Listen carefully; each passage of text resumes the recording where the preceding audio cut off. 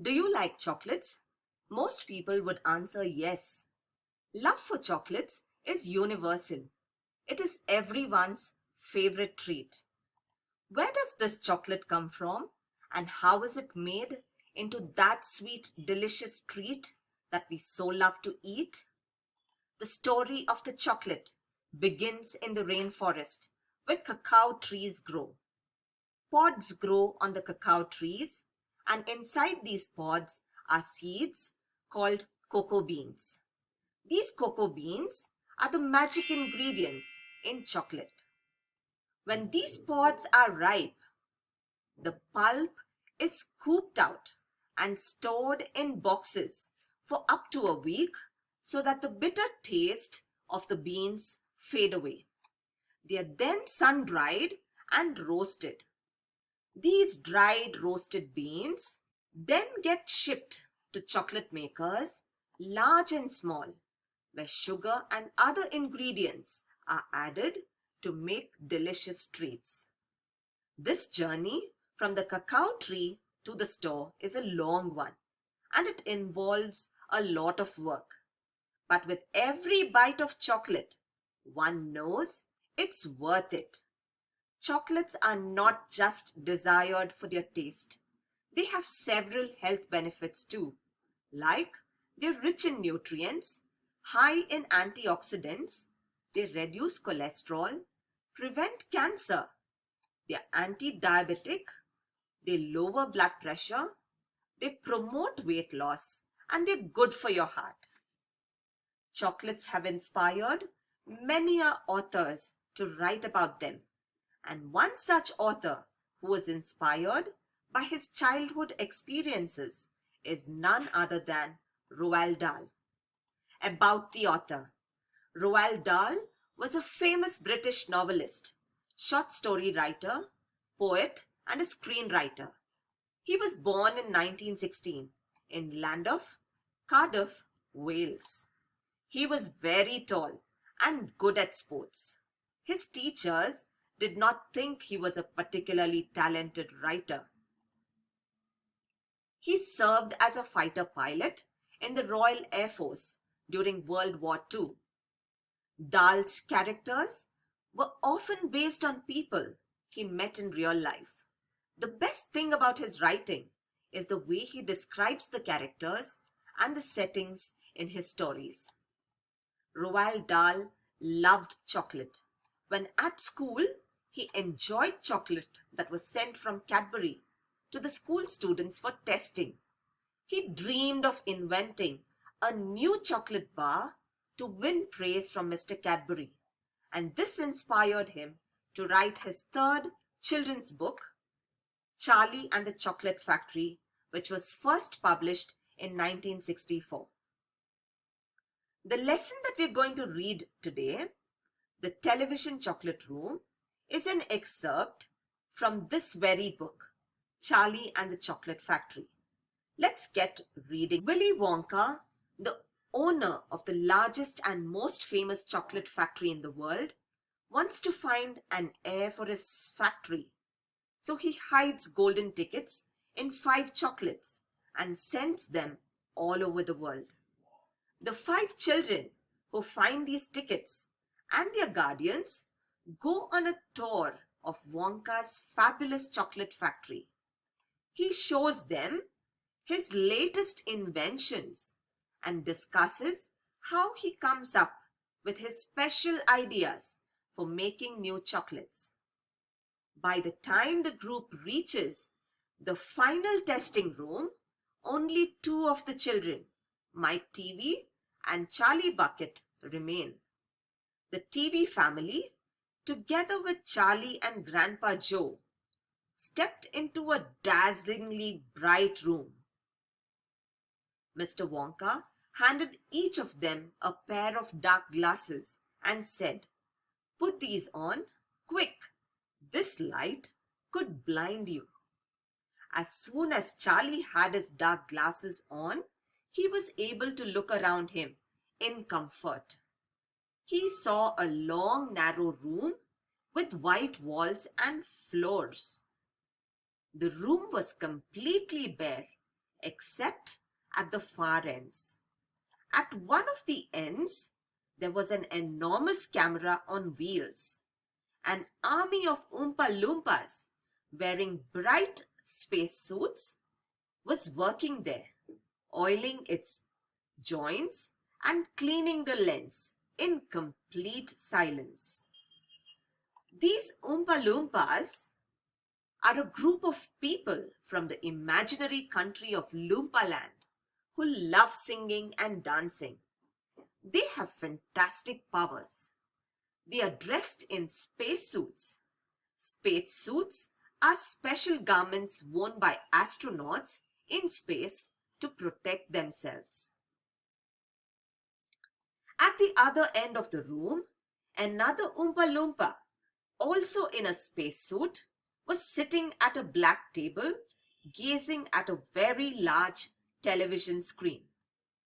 Watching them, Charlie had a vague sense of danger. Mr. Wonka suddenly interrupted his thoughts. "This is the testing room for my greatest invention, television chocolate," he cried.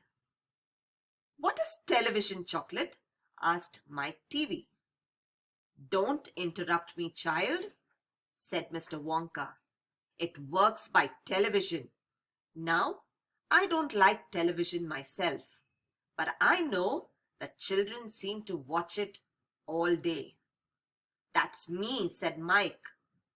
"Quiet," said his father. "Thank you," said Mr. Wonka. "I shall now tell you how an ordinary television works," he continued.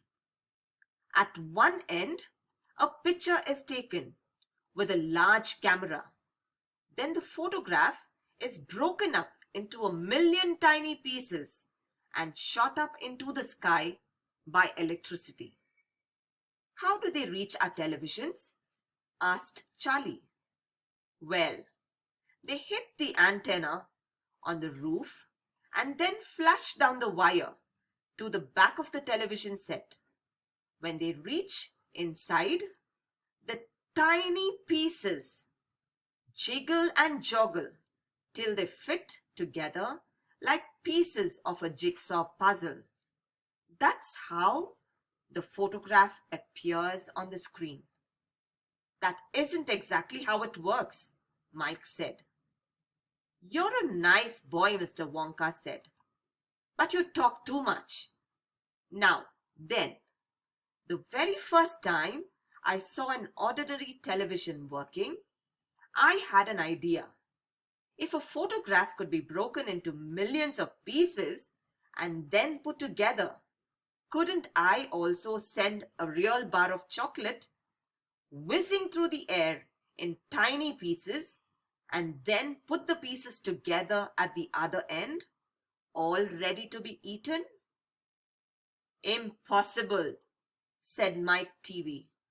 "Well, watch this," cried Mr. Wonka. "Bring in the chocolate, please." He nodded. Immediately, 6 Oompa Loompas marched forward, carrying the most enormous bar of chocolate Charlie had ever seen. "It is huge," Mr. Wonka explained, "because whenever you send something by television, it always shrinks in size. When you photograph a big man, he is as tall as a pencil on the screen, isn't he?" He waved to the Oompa Loompas.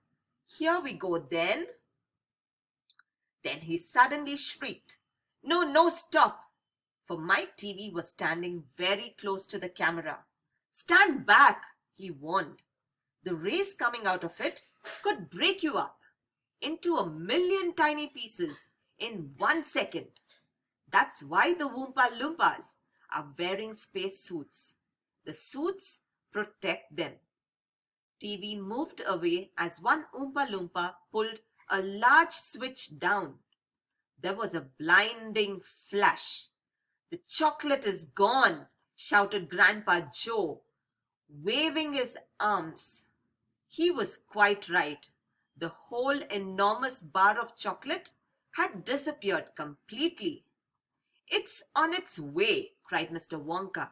He dashed over to the other end of the room, where the large television set was standing, and the others followed him. "Here it comes," he cried. The television screen flickered and lit up. Then suddenly a small bar of chocolate appeared in the middle of the screen. "Take it!" shouted Mr. Wonka, growing more and more excited. "How can you take it?" asked Mike TV, laughing. "It's just a picture on a television screen." "Charlie Bucket," cried Mr. Wonka. "Grab it!" Charlie put out his hand and touched the screen, and suddenly, miraculously, the bar of chocolate came away in his fingers. He was so surprised he nearly dropped it. "Eat it!" shouted Mr. Wonka. "It'll be delicious. It's the same bar, only smaller, that's all." "It's absolutely fantastic," gasped Grandpa Joe. It's a miracle." "Just imagine," cried Mr. Wonka.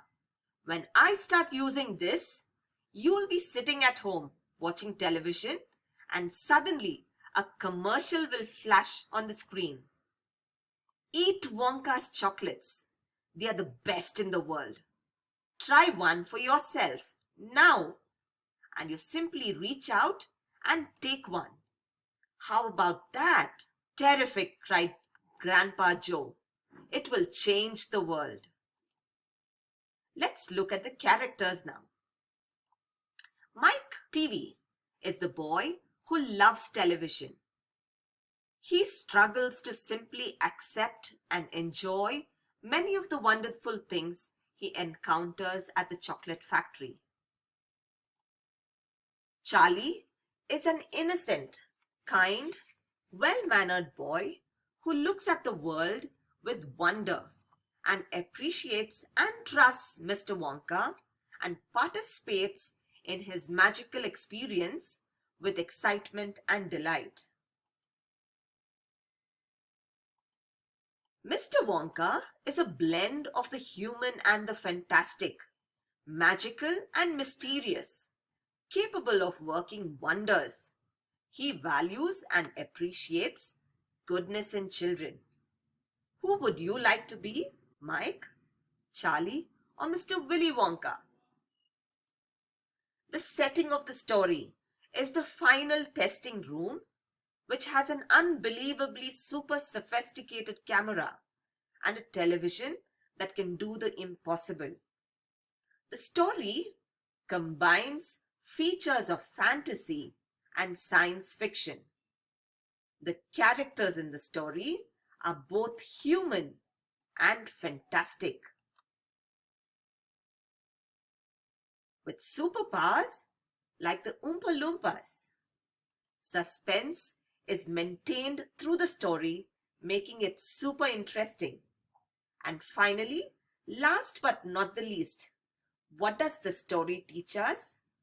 The story teaches children that good behavior is always rewarded in the end, and those that are pure of heart always succeed. Thank you.